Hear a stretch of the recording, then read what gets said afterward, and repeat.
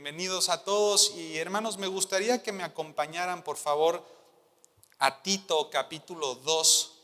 Vamos a ir ahí a la carta de Tito capítulo 2, versículo 11. Vamos a estar leyendo solamente algunos versículos en esta tarde y hemos titulado el estudio de hoy El camino hacia el crecimiento espiritual. El camino hacia el crecimiento espiritual. La epístola de Pablo que él escribe a Tito es de naturaleza muy semejante a las que dirigió a Timoteo también. Tito y Timoteo realmente eran hijos espirituales, ¿verdad?, en la fe del apóstol Pablo. Acerca de Tito podemos conocer muchas cosas gracias a la epístola. Podemos saber que él era griego, por ejemplo lo menciona en Gálatas capítulo 2 versículo 3. Pablo lo llama su hijo en Tito capítulo 1 versículo 4. Lo llama también su hermano en 2 Corintios 2:13 y también lo menciona como su compañero y colaborador en 2 Corintios capítulo 8 versículo 23. Acerca de Tito, aunque pensamos que no se menciona mucho, nosotros podemos saber que estuvo colaborando mucho y de una manera muy profunda con todos los apóstoles en la iglesia de Jerusalén, por ejemplo. Lo menciona Gálatas capítulo 2 versículo 1. Tito se relacionó mucho con la iglesia de Corinto, en cuyos asuntos puso mucho interés y también mucha diligencia. Y podemos ver que la segunda epístola que, por ejemplo, Pablo escribe a la iglesia de Corinto fue literalmente enviada por la mano de Tito. Estuvo con Pablo en Roma, de ahí marcharon a Dalmacia y después ya, se separaron y dejó Pablo a Tito como uno de los líderes principales de las iglesias que él visitaba. Ahora, ¿por qué hablar acerca de esta carta, verdad? ¿Y qué tiene que ver con este título, El camino hacia el crecimiento espiritual? Y hay algo que está pasando o que pasa constantemente cuando vamos terminando el año, ¿verdad? A medida que comenzamos un nuevo año, es común que todos nosotros hagamos resoluciones y hagamos también compromisos sobre lo que queremos lograr. Ya sea que esas resoluciones tengan que ver, por ejemplo, en el área de la salud. Muchos de nosotros o de ustedes se van a poner como propósito una dieta, ¿verdad? Tal vez. A lo mejor no para bajar de peso, simplemente porque quieren mejorar la parte de la salud. Muchos de ustedes se van a proponer a lo mejor inscribirse a algún gimnasio, ¿verdad? Tú vas en enero a los gimnasios y están llenísimos, ¿verdad? Todo el mundo quiere hacer ejercicio, pero ya por febrero, marzo, ¿verdad? Ya otra vez se vuelven a vaciar. Muchos de ustedes están haciendo resoluciones que tengan que ver con las finanzas o con sus relaciones. Pero hermanos, como creyentes tenemos como un mayor propósito, ¿verdad?, para el año que viene, el crecer en nuestra madurez espiritual. Les quiero contar rápidamente una anécdota. Hace unas semanas tuvimos una pequeña cena, ¿verdad?, con unos amigos y familiares, y los amigos de nuestros familiares no eran todos conversos. Y dentro de esta conversación que nosotros tuvimos, quisieron hacer una pequeña dinámica, ¿verdad?, diciendo cuáles fueron las metas que pudieron cumplir en este año 2024. Por ahí de repente un tío, ¿verdad?, levantó la mano y dijo: yo he podido incrementar la utilidad de mi empresa, ¿verdad? En el año 2023 tuvimos como utilidades $1,000,000 y en el año 2024 lo logramos subir a $1,500,000, ¿verdad? Para el 2025 queremos llegar a los 2,000,000. Por ahí un joven también que estaba ahí en la mesa levantó la mano y dijo: yo terminé mis estudios, ¿verdad?, de manera secular, me gradué como licenciado en administrador de empresas. Por ahí otra persona dijo: yo quisiera mejorar mi puesto dentro del trabajo que tengo. Y en realidad, cuando empezaron a comentar, ¿verdad?, cada una de estas personas los objetivos que habían cumplido, me empecé a dar cuenta y a notar qué tan limitada está la mente del hombre hacia lo terrenal. Hay una frase que dice: nunca hemos visto un camión de mudanza atrás de un camión funerario, porque todo lo que podamos hacer en esta tierra se va a quedar aquí mismo y solamente perduran las cosas que sembramos en la eternidad. Aunque no estoy satanizando este tipo de cosas, siempre es bueno tener utilidades, trabajar, el obrero es digno de su salario, poner un negocio, mejorar en el estudio profesional, en un puesto también laboral, pero nuestra mayor atención, hermanos, debe de ser, como hijos de Dios, estar totalmente enfocada en el crecimiento espiritual. Así que yo en esta tarde simplemente les quiero dejar como desafío, ¿verdad? De eso se trata este estudio. Dejarles como el desafío el que ustedes atesoren en su corazón que dentro de todos los propósitos que pudieran tener de año nuevo, ya sean familiares, laborales, emocionales, personales, que pueda ser como prioridad su crecimiento espiritual. Que realmente puedan voltear al 2024 y en el 2025, si Dios nos lo permite, puedan decir: he crecido en el conocimiento de Dios y en la práctica de los principios bíblicos. Ahora, el camino hacia el crecimiento espiritual lo podemos ver plasmado en muchas de las cartas del apóstol Pablo. Tú puedes ver la carta de los Filipenses y vas a ver que, por ejemplo, la humildad, el servicio y el gozo forman parte de tu crecimiento espiritual. Puedes ver también algunas actitudes como olvidar ciertamente lo que está en el pasado y proseguir a la meta del supremo llamamiento.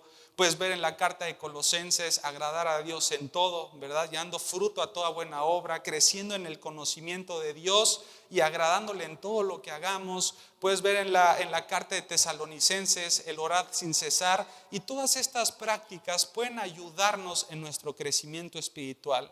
Pero si nosotros volteamos la mirada a la carta de Pablo a Tito en el capítulo 2, versículo 11, nos vamos a dar cuenta cómo el apóstol Pablo pone de base, pone como fundamento de la estructura del edificio que en esta mañana le vamos a llamar el edificio del crecimiento espiritual.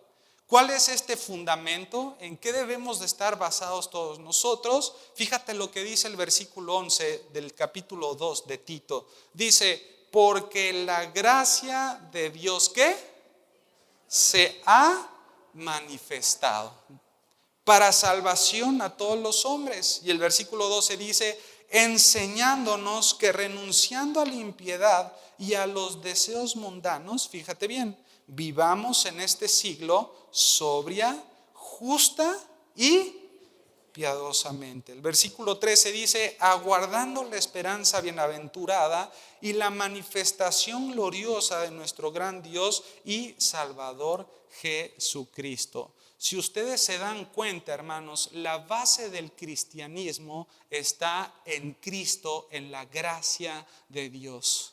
La gracia de Dios es el centro del evangelio. La gracia de Dios, dice Efesios 2, 8 y 9, que fue la que nos salvó. Por gracia son salvos por medio de la fe. La gracia, conocer la gracia se vuelve en el motor de nuestra vida cristiana, de nuestra vida como hijos de Dios. Muchos de ustedes ya conocen la gracia que salva, ¿verdad? Muchos de ustedes ya rindieron su vida al Señor Jesucristo. Escucharon el evangelio, depositaron su fe y su confianza en la obra redentora de Cristo. Pero lo más interesante de todo esto es que la gracia de Dios, dentro de todos los efectos que tiene en nuestras vidas, como ya lo dijimos el salvífico, Tito menciona, o esta carta menciona, que hay otro efecto que la gracia tiene en la vida del creyente que muchas veces pasa desapercibido. ¿Cuál es este segundo efecto? Dice el versículo 12 que la gracia nos enseña. La gracia te enseña. Hermanos, cuando ustedes hablan del cristianismo, no están hablando de una religión más. Cuando tú vienes al cristianismo, nosotros debemos de entender que no es una religión en donde nos basamos en puras imposiciones, como lo hacen otras religiones. Te imponen comer o participar de la Eucaristía, te imponen tener ciertas acciones, te imponen cumplir con ciertos requisitos, y la mayor parte de las religiones del mundo es por medio de pura imposición, la práctica religiosa. Pero el cristianismo, hermanos, dentro de las 4.200 religiones que existen en el mundo, si hay algo que nos pueda diferenciar de todas las demás, es que el cristianismo se vive por convicciones y no por imposiciones. El cristianismo se vive y se refleja porque conocemos la gracia de Dios. Sabemos que Dios nos salvó aunque nosotros no nos los mereciéramos. Él nos sacó de las tinieblas, nos trasladó a su luz admirable, viendo que nosotros estamos imposibilitados de poder encontrar el camino al cielo y saber y conocer que Dios mandó a su Hijo Jesucristo a morir en una cruz para que todo aquel que en Él crea no se pierda, mas tenga vida eterna. Cuando tú conoces realmente el concepto de la gracia, la vida cristiana se vuelve una vida de resultados inminentes y casi automáticos. Es muy difícil cuando el pastor desde arriba les dice: tienen que dejar de pecar, tienen que congregarse, tienen que. Y cuando basamos el cristianismo en el tienen que, nos estamos allegando cada vez más a una práctica religiosa cualquiera.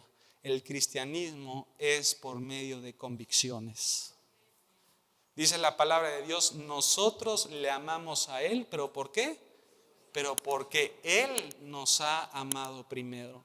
La gracia de Dios, hermanos, es el motivo suficiente para poder vivir una vida de santidad. Como sabemos que Él nos ha salvado, lo único que queremos hacer es agradarle. La gracia se vuelve en el motor de nuestro servicio. La salvación se vuelve el motor de nuestra obediencia. Y si hay alguien, hermanos, en toda la Biblia que ha estudiado y ha profundizado acerca del concepto de la gracia, es el apóstol Pablo. En una de sus cartas, por ejemplo, en la carta a Éfeso, a la iglesia que estaba ahí en Éfeso, menciona la palabra gracia más de 7 veces. En el capítulo 1, versículo 6, versículo 7, 8, capítulo 2, versículo 4, 5, 7, 8. Es un concepto, hermanos, que el apóstol Pablo conoce. Y si tú te asombras de la vida del apóstol Pablo, así como yo me asombro también, una persona llena de servicio, una persona llena de devoción, una persona llena de oración, de entrega al Señor, de predicación de la palabra, de fidelidad, podemos ver que si algo sabía el apóstol Pablo era este concepto: la gracia de Dios, que dice Tito, que ya ha sido manifestada. ¿Qué quiere decir esto? Que no es un misterio para nosotros. No estamos siguiendo una religión creada en el razonamiento humano y que reside solamente en una nube o que está aterrizada en un concepto que es inmaterial. La gracia de Dios, hermanos, se ha manifestado en la vida de Jesucristo. Y tanto es así que, por ejemplo, primera de Juan, capítulo 1, versículo 1, el escritor dice acerca del verbo, acerca de esta gracia que se había manifestado, dice que lo habían visto. Primera de Juan, capítulo 1, versículo 1, si me ayudan ahí en la pantalla, dice la palabra de Dios que lo que era desde el principio, lo que habían, ¿qué? Oído. Dice que lo vieron. ¿Se dan cuenta? La gracia de Dios se personificó. La gracia de Dios tomó una forma. La gracia de Dios se impregnó, se imprimió en la persona de Cristo. Y tanto fue así que los apóstoles, los discípulos y más de 500 personas vieron la manifestación de esta gracia de Dios, el Señor Jesucristo. Lo que hemos visto con nuestros ojos, no solamente eso, sino que lo contemplaron y aún lo tocaron con sus propias manos tocante al verbo de la vida. La palabra de Dios y la gracia de Dios encarnada en la persona de Cristo. Y por eso nosotros debemos de poner como fundamento y como base de nuestra vida cristiana y de nuestro crecimiento espiritual el conocer la gracia de Dios. no solamente como un concepto salvífico, pero cómo la gracia de Dios se va expresando en mi vida todos los días desde que me levanto hasta que me acuesto. Porque si no conoces la gracia de Dios, te va a ser bien difícil vivir en este siglo de acuerdo a lo que Dios nos está pidiendo. Innumerables veces se han acercado jóvenes con nosotros y nos han dicho: Pastor David, vivir en santidad es imposible. ¿Por qué es imposible? Porque duro 2 semanas en santidad, 3 semanas, y a la 4ª semana caigo. Y después vuelvo a levantarme y sigo y caigo, y dice David: estoy yendo cada vez más hacia el pecado que yo pensaba que ya estaba dejando. Y tú le preguntas: ¿cuánto has estudiado acerca del concepto de la gracia? Y te van a decir muy poco. ¿Por qué? Porque creen que la gracia solo es para salvarnos, pero es para estudiarla y que sea la base de nuestra vida cristiana. ¿Por qué? Vamos otra vez a Tito, capítulo 2, versículo 11. Por el efecto que tiene la gracia en nuestras vidas, el efecto de la enseñanza. Dice el 11: porque la gracia de Dios se ha manifestado para salvación a todos los hombres. Pero no solo eso. Fíjate lo que dice el versículo 12. ¿Cuál es la primera palabra? Enseñándonos. Qué interesante. Ya no tengo el efecto salvífico de la gracia en mi vida, ahora tengo un segundo efecto de la gracia en mi vida. La gracia funciona como un pedagogo en mi vida. La gracia me instruye, la gracia me dirige, la gracia me ayuda a clarificar el camino. La gracia de Dios funciona como docente y como un pedagogo dentro de mi vida. Nos instruye, nos educa, o muchas veces también nos puede ir disciplinando.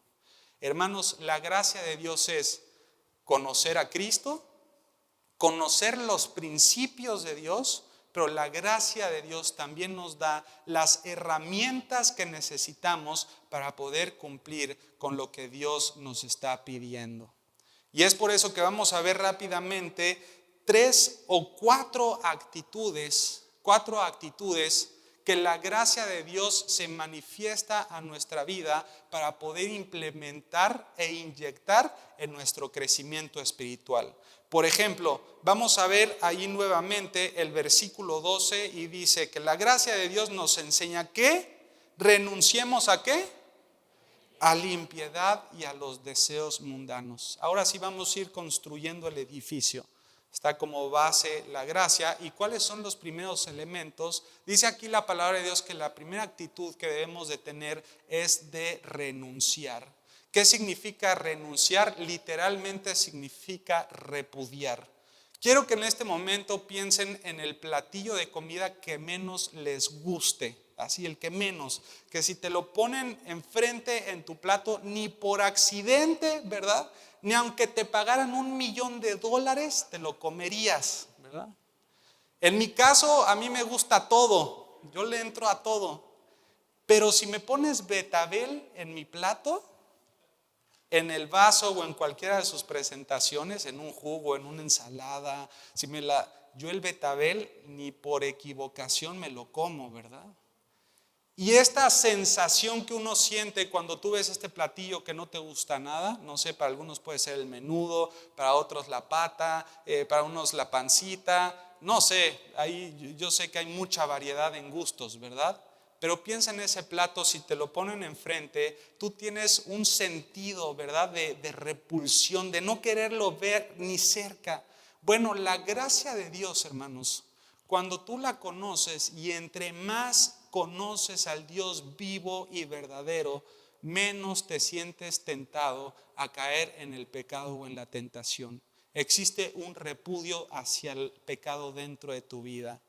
Antes, ¿qué significa renunciar a la impiedad? Por ejemplo, antes de Cristo vivíamos ajenos a todo lo que era de Dios, como si Dios no contara dentro de nuestras vidas.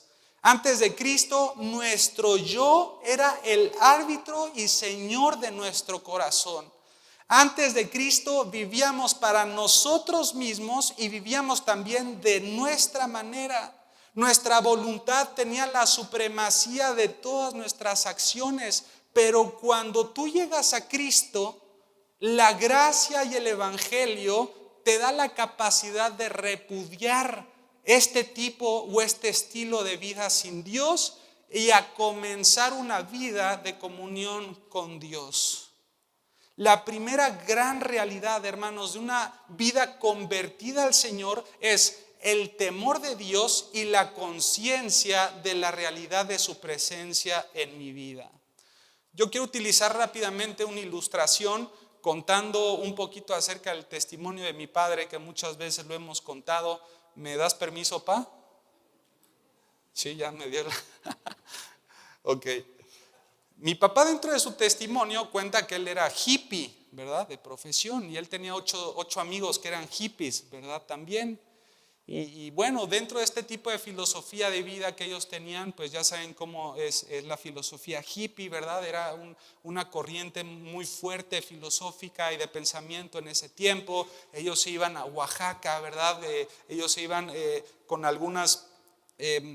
María Sabina, creo que una bruja, ¿no, pa? También para que los guiara, porque ellos como grupo estaban siempre en búsqueda de la verdad. Ellos querían buscar la verdad.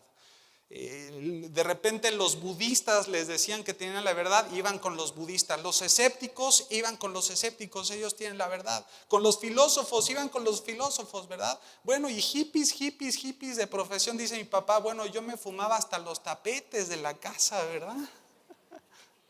Y ahí andaban en la búsqueda y con este estilo de vida, y de repente se escucha de un misionero, un gringo, Emilio Underwood, que dice que tiene la verdad. Ay, y pues como iban a todas partes, fueron mi papá y 8 amigos a la casa de Emilio Underwood. Emilio Underwood abre la puerta, se asoma y se asoma la esposa de Emilio Underwood también, y los ve a los 8 y le dice a su esposo, ¿tú crees que Dios todavía puede hacer algo por ellos? Imagínense, ¿verdad? Y Emilio Underwood los invitó a su casa, les presentó el evangelio, les presentó a Cristo. Y hermanos, de esos 8, los 8 rindieron su vida al Señor, y los 8 pastores. Gloria a Cristo. Pero lo más hermoso de esto es que, dice mi papá, él nos discipuló durante 3 años, de lunes a domingo, así lloviera, así relampagueara, así hubiera tumultos, peregrinaciones, procesiones, hubiera lo que hubiera, nosotros no dejábamos de estudiar la Biblia. Y dice, si hay algo que Emilio Underwood no hizo, es que nunca nos prohibió nada. Nunca nos dijo, tienes que dejar el cigarro, tienes que dejar la droga, tienes que peinarte de manera correcta. Dice mi papá, entre más conocíamos al Dios de la Biblia, entre más conocíamos su gracia y entre más nos acercábamos a su palabra, más motivados nos sentíamos a dejar de hacer las cosas pecaminosas. La repudiaban, a las 2 semanas dejaron el cigarro, las drogas, de repente se cortaron la melena, ya se ponían camisa, pantalón de vestir, hermanos. Dice mi papá que cuando vieron a mi papá ya que de convertido, mis tías le dijeron, órale chiquis, ¿y ahora de cuál te metiste, brother? Lo vieron transformado. Pero nunca les dijo Emilio Underwood, tienen que. ¿Cuál fue el elemento que él utilizó? Conocer la gracia de Dios. La gracia de Dios me permite renunciar a toda la impiedad que estaba en mi vida pasada. Hermanos, la vida cristiana no es de imposiciones, es de convicciones. Y la convicción viene de conocer al Señor. No solamente dice Pablo a Tito que renunciemos a la impiedad, en segundo lugar dice que debemos de renunciar ¿a qué? A los deseos mundanos. Ahora, ¿qué significa renunciar a los deseos mundanos? Antes de nuestra conversión, no solamente estábamos bajo el dominio de nuestro yo, sino que nuestro yo a su vez estaba bajo la influencia del mundo. ¿Qué quiere decir esto? Que sin Cristo es muy probable o es muy fácil que el mundo determine tus gustos y tus actitudes. Escúchenme muy bien. Sin Cristo, el mundo es muy fácil que determine el mundo tus gustos y tus actitudes. Por deseos mundanos, el apóstol entiende todos aquellos anhelos, pasiones, ambiciones y apetitos de los cuales tendríamos que avergonzarnos delante de Dios.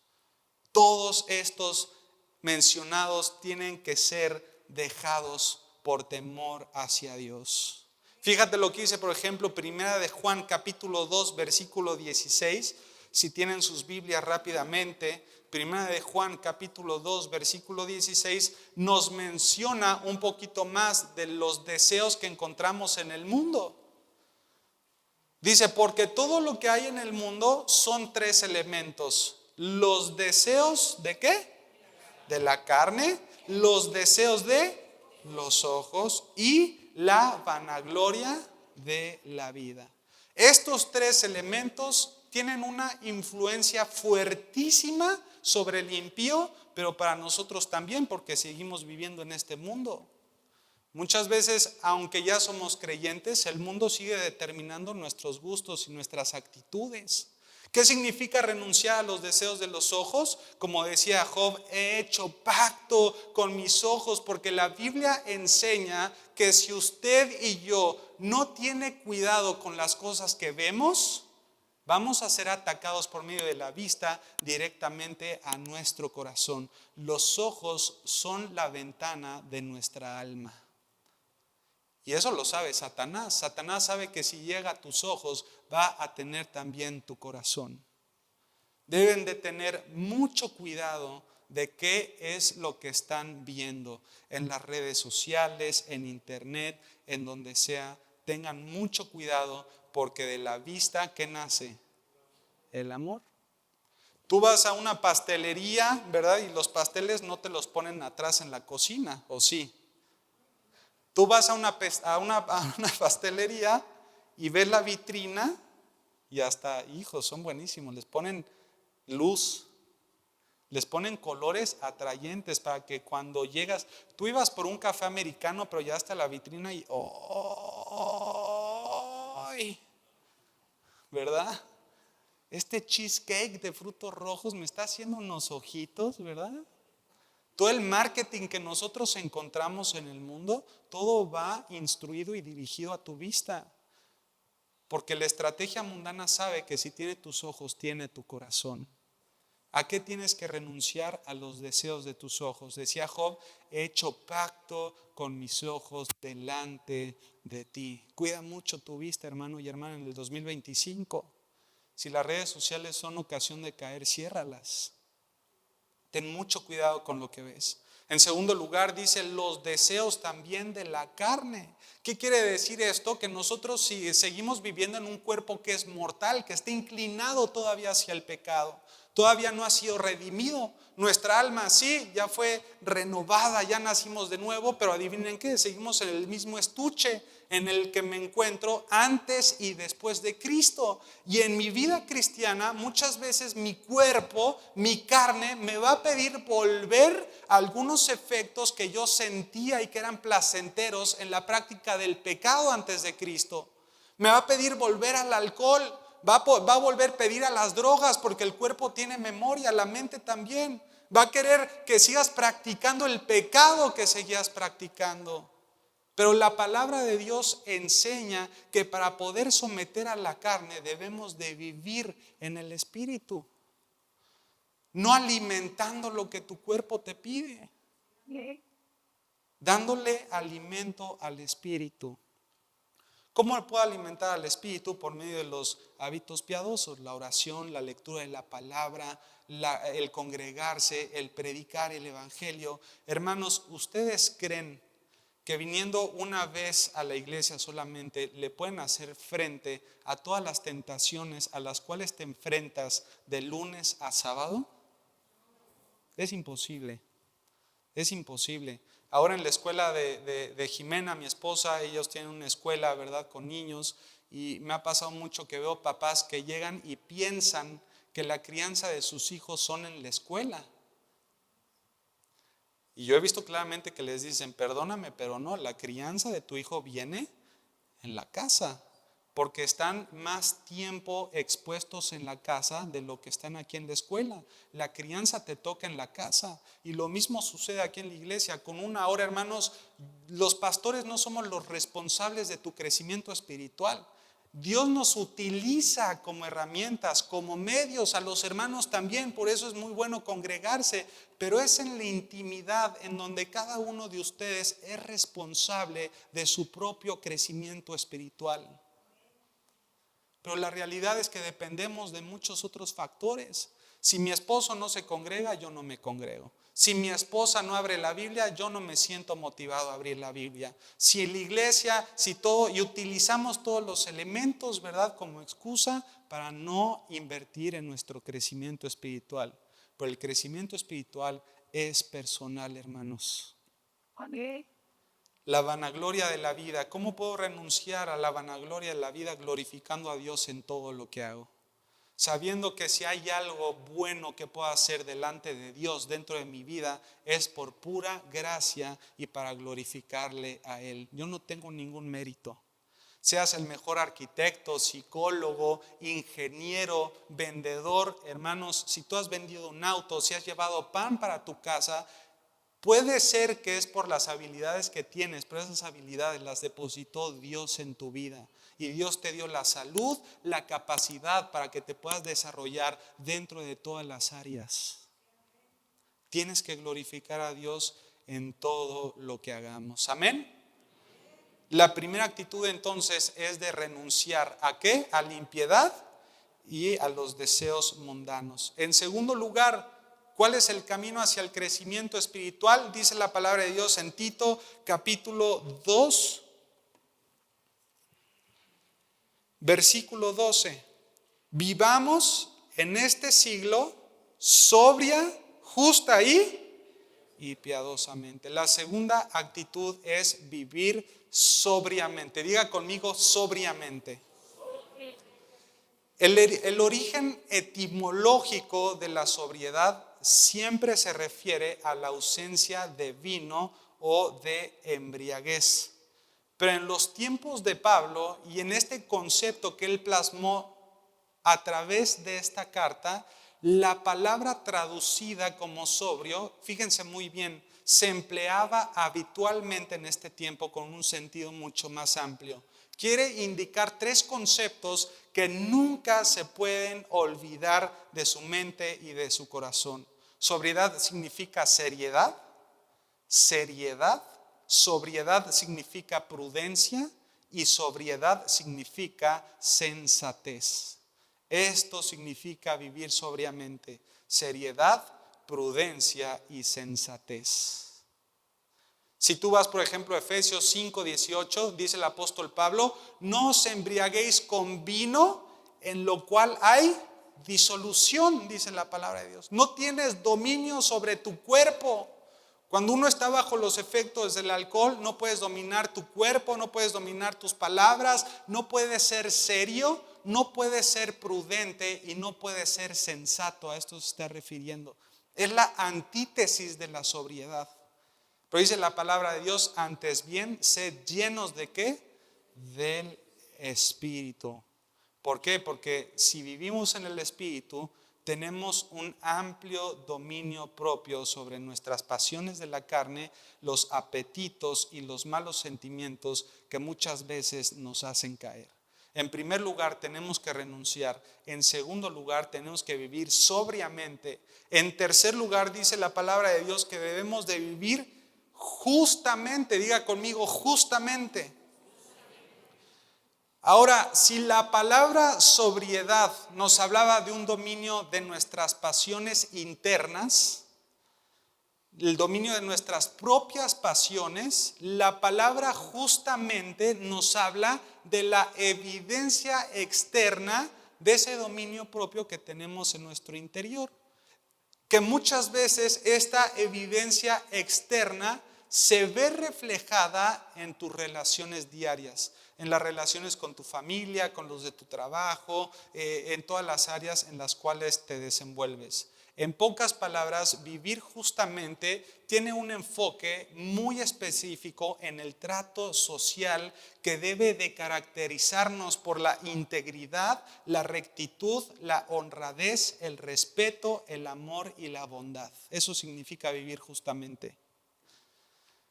Que la integridad sea una virtud en tu vida, la rectitud, la honradez, el respeto, el amor y la bondad. ¿Qué quiero decir con esto, amada iglesia? Si tú vas a orar en un restaurante por los alimentos, asegúrate de dejar una buena propina. Eso es integridad.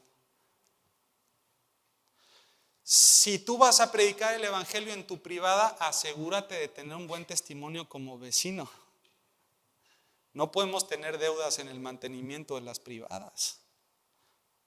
Si tú vas a decir que eres cristiano y eres jefe de una empresa, asegúrate de impartir justicia a tus empleados. Si trabajaron horas extra, les tienes que pagar las horas extra porque la ley lo dice.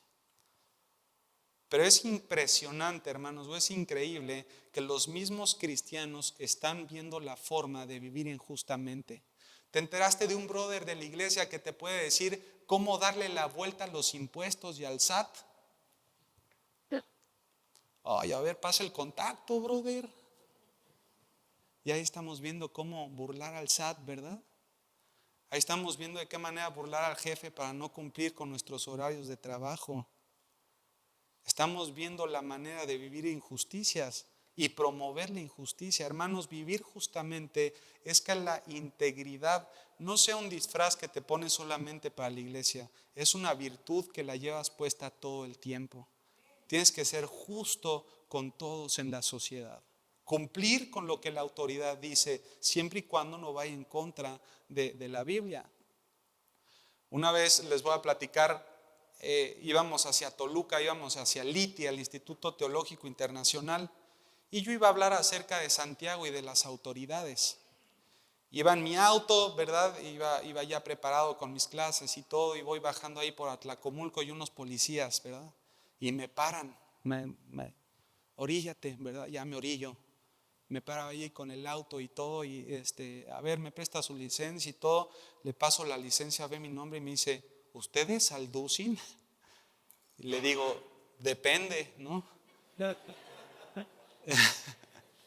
¿Es de algo de usted de Armando, y verdad, el predicador y todo? Y le digo: sí, es mi tío. Y mira, qué lindo. Y le digo: ¿por qué me para? Me dice: es que no trae su verificación ni tenencia. Me dice: su licencia está vencida. Y me dice: ¿para dónde va? Y yo ya no quería seguir hablando. ¿Cómo le digo que voy a un instituto bíblico, no?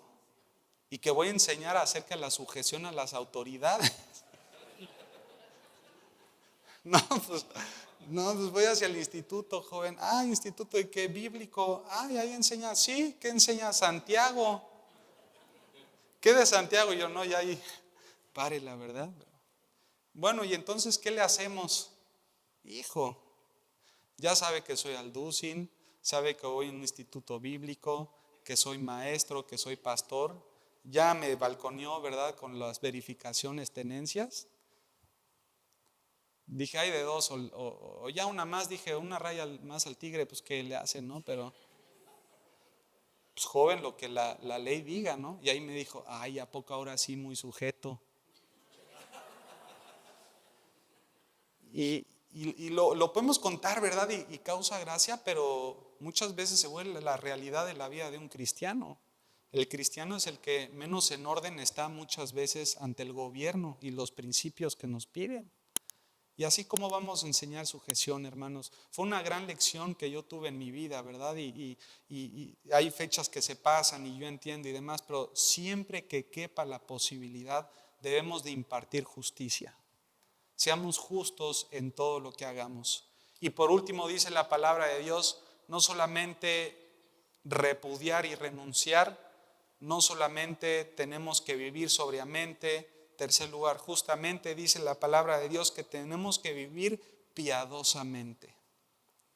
Ahora uno escucha la palabra piadosa e inmediatamente podría pensar, la piedad se trata de hacer devocionales, de orar, de ir a la iglesia, de estudiar y meditar la palabra de Dios, la asistencia a todos los discipulados, y esas son prácticas piadosas. Pero vivir piadosamente, que es un presente continuo, es un verbo que vemos aquí, si tú te vas al original de la palabra, tiene una profundidad hermosa. Vivir piadosamente quiere decir que usted y yo estemos plenamente conscientes de la presencia del Señor en todas las actividades de nuestro día a día. ¿Qué quiere decir vivir piadosamente? Procurar glorificar al Señor y cumplir su voluntad con todo lo que hagamos. Glorificar al Señor y cumplir con su voluntad en todo lo que hagamos.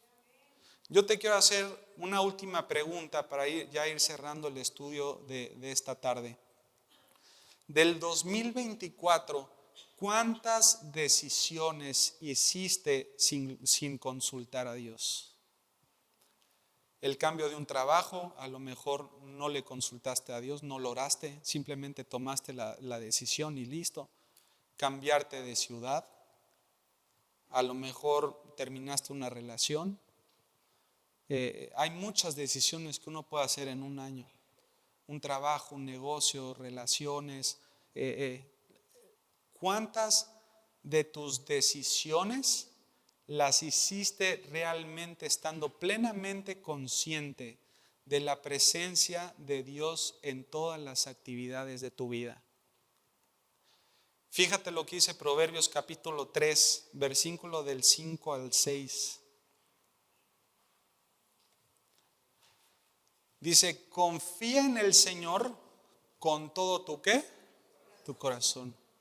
Y no te apoyes, por favor, iglesia, tómalo como precepto, como resolución para el próximo año. No te apoyes en tu propia prudencia o en tu propio entendimiento.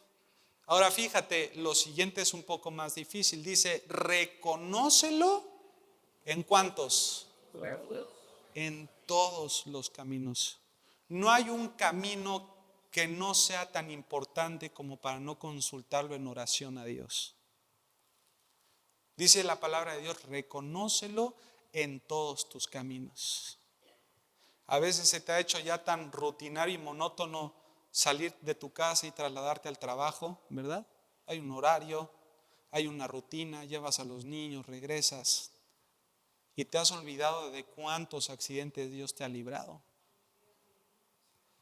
¿Quieres darte cuenta de la protección de Dios sobre tu vida? Métete a las noticias. Hay una página en Facebook que se llama Alerta Noticias Querétaro. Yo la sigo y me sale en diario la cantidad de accidentes desastrosos y mortales que se viven aquí en la ciudad. La otra vez en un bar llegó un cuate y una metralleta. Oyes de choques, de explosiones, que alguien se cayó de un segundo piso. Hermanos, de verdad que Dios ha sido demasiado bueno con nosotros. Te ha guardado en tu entrada y te ha guardado en tu salida. Y en todos tus días ha estado presente el Señor. Reconócelo en todos tus caminos. Así es la vida de piedad. No se limita a un domingo ni a ciertas actividades culturales. Abarca todas nuestras sendas y caracteriza todo nuestro entendimiento. Que estas actitudes, hermanos, realmente cubran el estilo de vida que debemos de tener para el 2025. Amén. Vamos a orar. Dios, te damos gracias, Padre, por este estudio que tenemos. Gracias, Señor, por tu palabra y por la exhortación tan buena que podemos tener. Dios, a manera de reflexión y siendo sinceros delante de ti, podemos realmente decir que no hemos renunciado a la impiedad ni a los deseos mundanos. Te pedimos perdón, Padre, porque he vuelto a caer en la práctica del pecado que practicaba antes de Cristo. Dile, Señor, hoy quiero hacer un voto, Dios, con mis ojos, un compromiso delante de ti, cuidar lo que ven mis ojos. Si las redes sociales son ocasión de caer, las voy a borrar. Quiero cuidar los deseos de mi carne, Señor, la vanagloria de la vida. Me he dado cuenta que creo que todos los bienes que tengo por mi trabajo los he ganado por mis esfuerzos. Pero hoy he visto, Señor, que he llevado pan a mi casa solamente por tu gracia. Es tu gracia la que me ha sostenido en el trabajo, en mi empresa, en el lugar en el que tú me has puesto. Gracias, Señor, por este hermoso trabajo que tú me has dado. Dios, me he dado cuenta que no he sido sobrio, Padre. No he sido serio, no he sido sensato, no he sido prudente. Ayúdame a cuidar mis palabras. Quiero ser íntegro, Señor, en mi colonia, en mi privada, cuando vaya a un restaurante, a una plaza. Quiero ser de testimonio a todos los lugares en los que vaya, siendo consciente que tú estás siempre conmigo. Realmente queremos ser personas que impacten al mundo por medio de nuestra piedad. Y Dios, en último lugar, te pedimos que nos ayudes a poder reconocerte en todos nuestros caminos, glorificarte, Señor, a donde vayamos y consultarte, Padre, todo lo que hagamos. Gracias, Señor, porque tú eres bueno y no nos dejas demostrar y manifestar tu gracia en nuestras vidas. Te amamos, Señor, en el nombre de Cristo Jesús. Amén y amén. Gracias, hermanos, que Dios bendiga su palabra.